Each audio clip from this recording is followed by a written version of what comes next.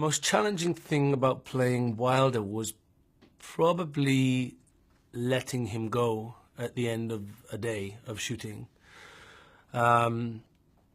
It's such an intense journey and an intense character that sometimes, it took me so long to get into that persona and the mindset of Wilder that at the end of the day, when we shouted cut and that was the end of the day, it took a little longer to brush him off. So that was the challenge with playing him, was leaving him on the film set, which more often than not I didn't do. I'm usually quite good at doing that, but on this one I didn't. So Wilder sort of lived with me for the majority of the shoot, which was about 7.5 weeks. I was truly exhausted by the end of the shoot because of that, I think.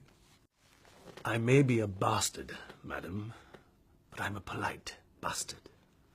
No, I didn't see Wilder as a villain. I don't think he is. I think he is a man who has strong beliefs.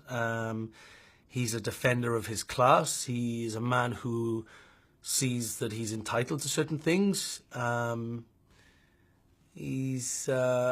sort of quite like Wilder. I think he shows true humanity, even through the craziness where he ends up, which is unexplainable in a way. I think what happens to him, only he could tell you why he does what he does and why he feels the way he does. But his environment, I guess, has sort of carved his persona slightly.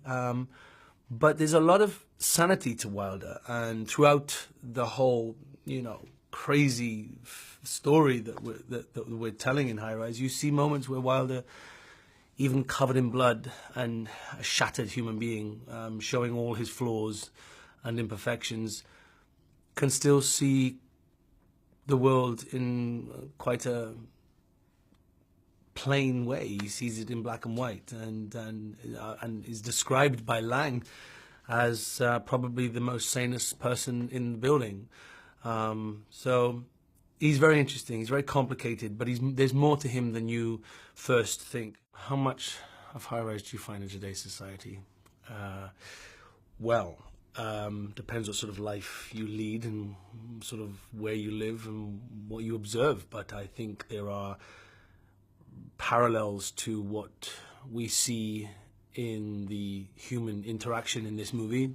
We see nowadays probably even more extreme in certain instances throughout the world that we see throughout the media. I'd like to think that a lot of things that happen in the High Rise in our film wouldn't happen generally in our society. But what this film does, I think it makes you question yourself. And if you were put in this position, how would you react? And which character in the film would you be most like? And that's what's interesting about this movie. It's an observation of society and human nature when rules are stripped away and primal instinct becomes the priority. What would you do? So if I could speak to J.G. Ballard and ask him anything after playing this role, I would probably want to know whether I got it right. Did I get anything right?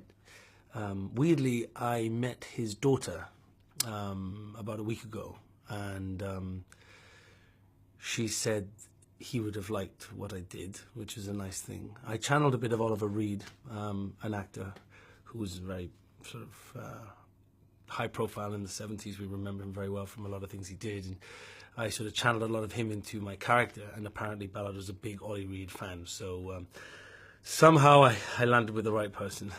That's good. He's a predator. Predatorial is my first word. Agitator. And terrifying. You're right. He is dangerous and very unique in the way he tells a story and makes a film. His body of work shows you that. He chooses quite difficult subject matter and can take something that can be quite dark and find some humor in it, which is quite an achievement in itself. This movie probably brings all of Ben's best abilities into one film and shows his cleverness, really, in telling a story which is an adaptation of a book that was many regarded as an unfilmable book, and somehow Ben and Amy Jump, the writer, managed to do it, and do it not just to their interpretation, but to an immense amount of loyalty to J.G. Ballard, the writer, and the book, which we know there are a lot of fans of the book and of Ballard. So he does push you further than the average director. He has the ability to do that because he's a very nice man. So when you feel, and you trust him. So if you trust a director, you sometimes will, you'll jump a little further. And that's what he does. And so it was a really refreshing experience for me as an actor to do that. And I'd work with him again tomorrow if he asked me. So.